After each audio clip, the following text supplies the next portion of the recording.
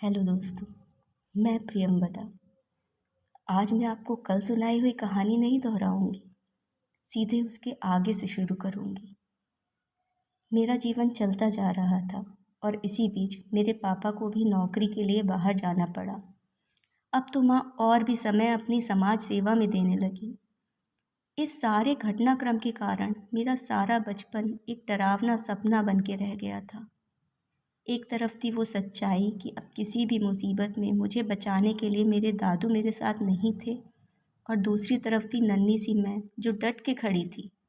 इतनी बड़ी मुसीबत को अकेले झेलने के बाद भी जिंदा थी, पता नहीं कैसे। वो नन्हा शरीर झेल गया था उस निर्मम वार को, लेकिन मन का क्या, वो तो अब तक घायल है। सोचता रहता है कि क्यों मेरी माँ नहीं थी वहाँ मेरी रक्षा करने के लिए।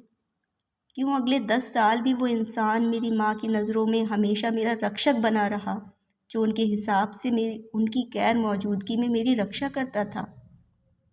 ध्यान दीजिएगा, कहीं आपने भी तो अपने मासूम बच्चों को ऐसे ही किसी रक्षक के संरक्षण में तो नहीं छोड़ रखा है, क्योंकि वो मासूम कभी भी मेरी तरह इस बात को बता नहीं पाएगा।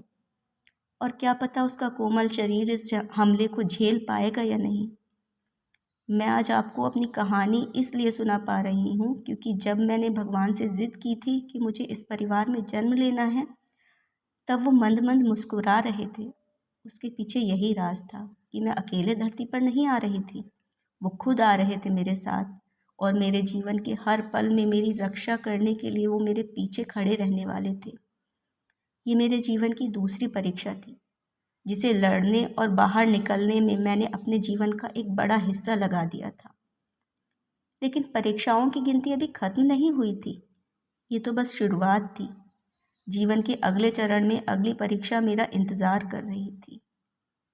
और भी बहुत कुछ है आपको सुनाने और बताने के लिए।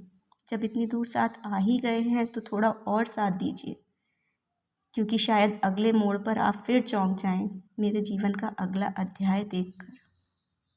मेरा साथ देने के लिए धन्यवाद। वीडियो को लाइक करें, शेयर करें और चैनल को सब्सक्राइब भी करें।